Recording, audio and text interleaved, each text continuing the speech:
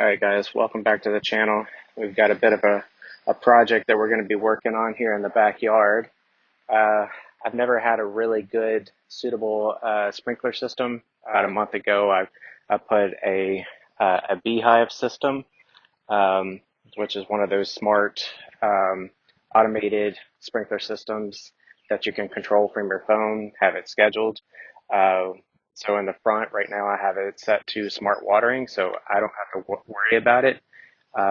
When it sees that there's no rain in the forecast, it will just schedule when to turn on. And for me, most of it is coming on in the morning around early 5 o'clock, sometimes 6 o'clock. It'll run for 10, 20 minutes at a time and then shut off.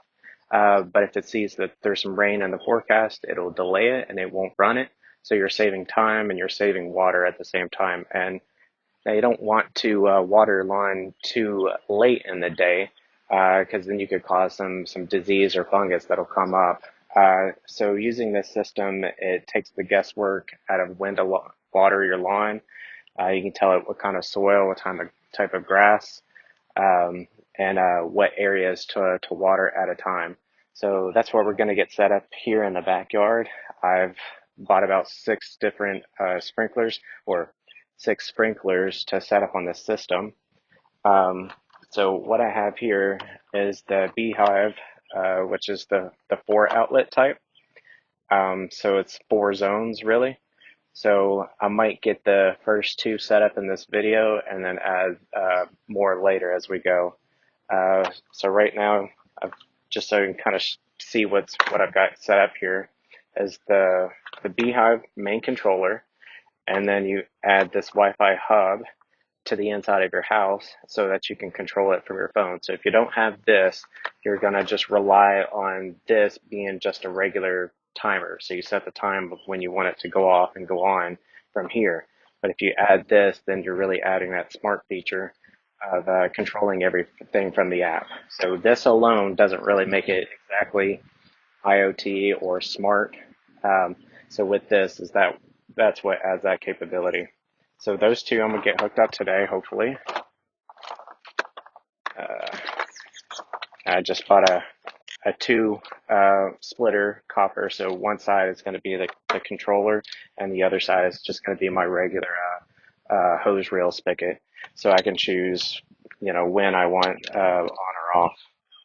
Um, I've got a big boy right here. This is 100 foot, 3/4 inch diameter. So I went above the normal 5/8 diameter because I wanted more water flow to come out of these sprinklers. And for this backyard and the way that it's sloped up, I want as much gallons per minute to come out at a time. So I'm hoping that going up for the larger diameter, it's going to give it more power to go to those sprinklers. So we're going to test that and we'll see how it works. In the front, I've got just the regular 5/8, and I noticed it's not hitting the edge of my property. So I might have to redo the front and upgrade to a bigger diameter of the 5/8 and see if that works, or find some way that I can shorten the hose uh, to increase the pressure a little bit. So we're going to have to plan this out really, really well. See exactly where we're going to put every sprinkler spigot, and then go from there. And so you can see a lot of parts here, a lot of male and female adapters. So as I cut this hose and segment it to each sprinkler system, I'll show you how to do that, and we'll put it all together. And also inside each one of these, you can see a little bit of a rubber gasket. If you're messing with these and it falls out and you can't find it, I bought a couple extra, just an extra pack that has more in it, just in case if I need more. And let's see what else. I've got some other tools to do this work with, but we'll see how it goes. And we can hook up the B-Hyve, the 4-zone B-Hyve. So I'm kind of moving this splitter out this way since this is kind of fat. I want to give it plenty of room while I'm working on it. That's actually before I put this on. Okay, this has an O-ring inside it, It looks like a kind of like a debris filter, making sure any heavy impurities are not going to go through this and clog it up. So make sure yours is good to go.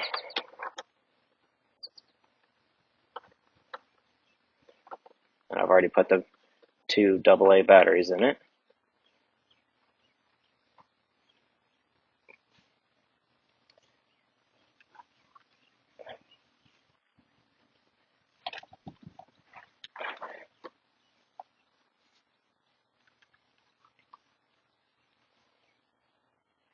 Okay, feels like it just stopped, so I think it bottomed out on that thread, so we're good on that. Now this part can still move around, but it's not moving the top. Alright, so that part's set up. Let's get a temporary setup just to get one zone going. Alright, so real quickly guys, one thing that I noticed when I was getting this set up, if you get a little ahead of yourself like I did and put the batteries in, and then by the time you get this hooked up and then you try to hook it up to your Wi-Fi, you're probably going to see that it doesn't recognize the device, or it doesn't see it on the network. And if you look closely on the front, you'll see the Bluetooth label at the top. If that's not flashing, then Bluetooth is not turned on and it's not looking, or it's not in discoverable mode. So when you turn this on, just know it's going to automatically go into discoverable mode, and then after a certain period of time, it's going to stop, and then it's not going to look for any new devices anymore. So when I had this hooked up, I was going through the app instructions, it wasn't finding the device, so I had to pull the battery out and then put it back in, and then it was good to go. It turned the Bluetooth mode back on, it went into discover mode, and then the app saw it right away. So that's one thing I just kind of wanted to point out. If yours is having a hard time finding the device, just take the battery back out and then put it back in, and then you should be able to get it hooked up.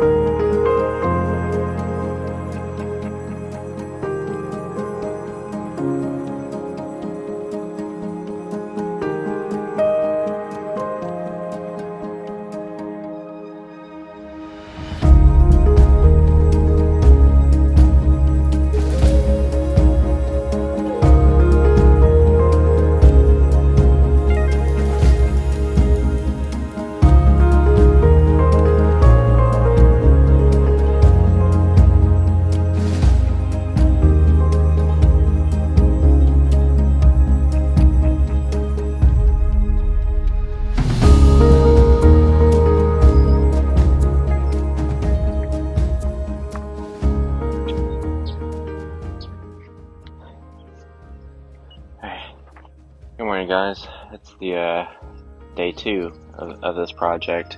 Got up a little bit earlier to see if I can get another zone going on the Orbit B-Hyve 4-zone controller.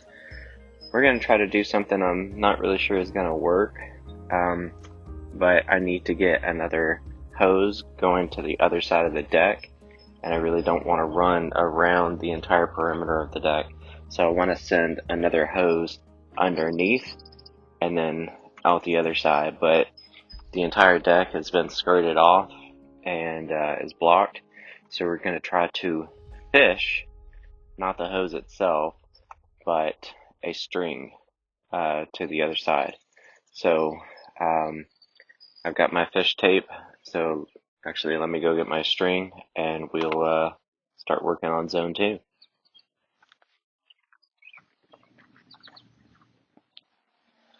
Option 2. We needed something that was a little bit more stiff. The fish tape just curled way too much. It was going up across the beam underneath that I was following, but the problem was it would start to go down and then go up underneath the beam and then start curling. So this is a 30-foot tape. This deck is a little over 18 feet wide, so we need to go with something that's a little bit more sturdy. I'm trying to avoid another trip to Lowe's to maybe get something that would probably work, but just try to get it all done sooner. So, alright, I guess I still have a little bit of time before I have to quit this project and get ready for work, so let's see if the tape works out.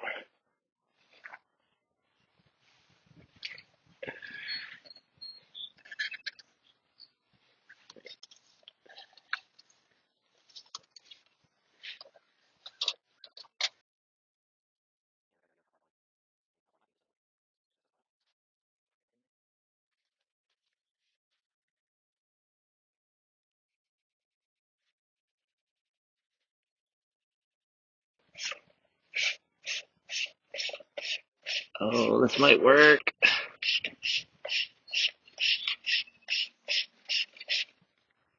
18. Should be getting close. Oh, hit it. Alright. I am very, very close.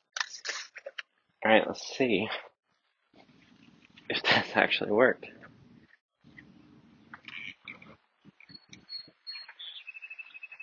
Walk to the other side of the deck.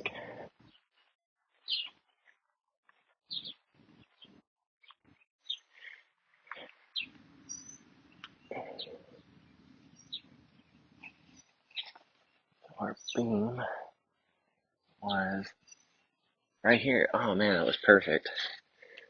Okay, if I can get my hand through.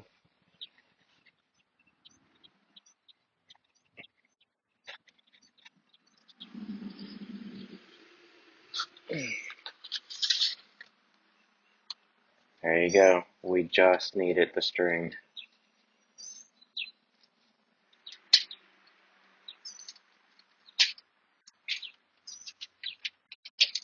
Yeah, that works. All right. Just get a tape measure back.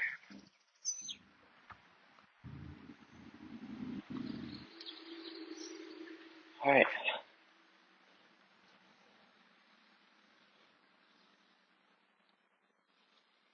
I see it. The hose pipe's coming. There's definitely a little bit of resistance, but the string's holding. My little simple knot did enough. Oh yes. Boom. We have success. Just enough, because after that it was really tight to get off. Okay, let's go back to the other side and get this undone and hooked up to the controller, and we'll start adding our 2 sprinklers to this side, just like we had on the other.